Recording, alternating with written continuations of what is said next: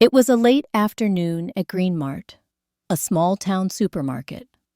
Golden sunlight streamed through the wide glass windows, spreading a soft glow across the tiled floor.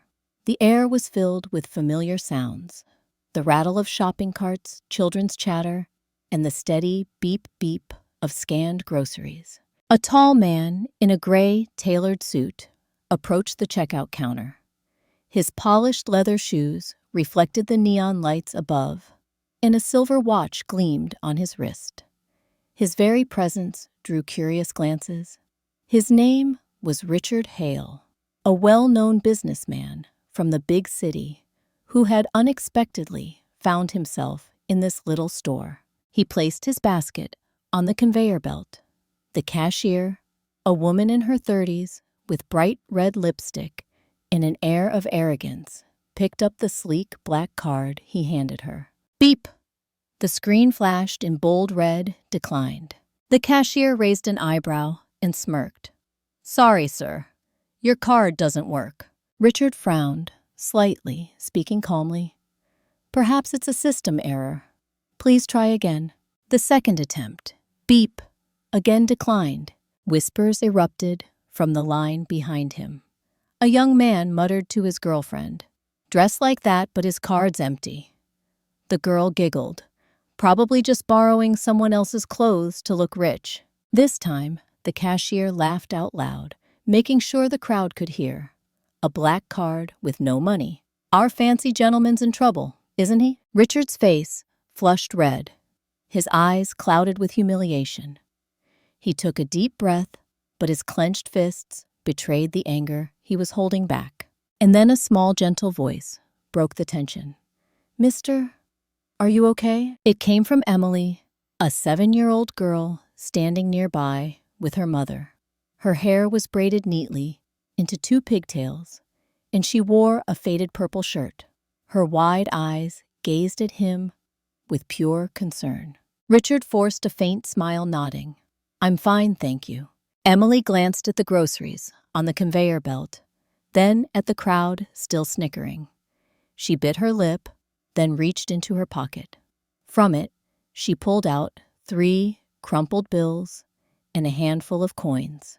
Her little hands trembled as she placed them on the counter. "Please, take this to help him," she whispered to the cashier. The store went silent. The laughter died instantly. Every eye turned to the small child standing bravely at the counter. The cashier blinked in shock.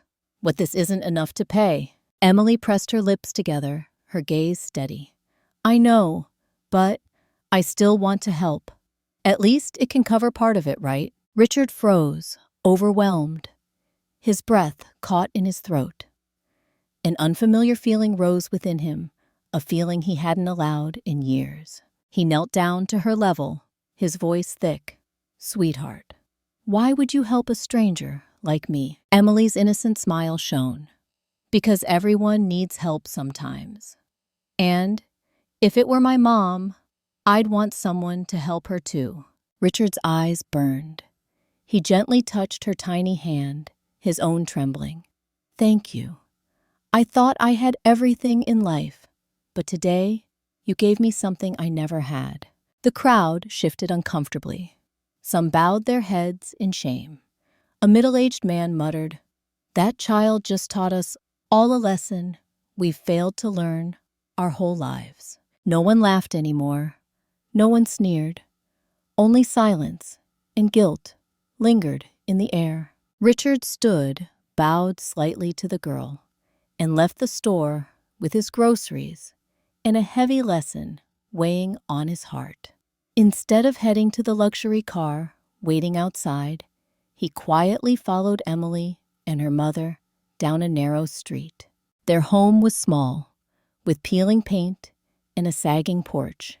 Inside, warmth radiated from the smell of soup simmering on the stove. Emily's mother, surprised to see the well-dressed stranger, welcomed him with kindness and no judgment. That night, Richard couldn't sleep.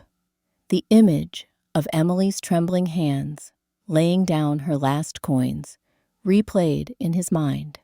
He realized that true wealth wasn't about bank accounts or possessions, but about giving, especially when you had little to give.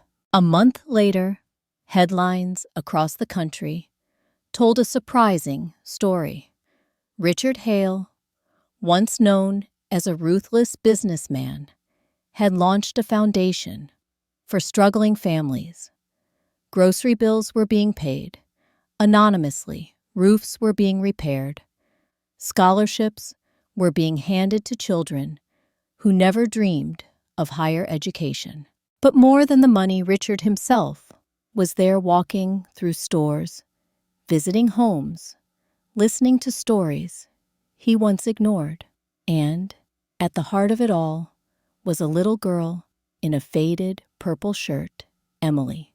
She became the face of his campaign.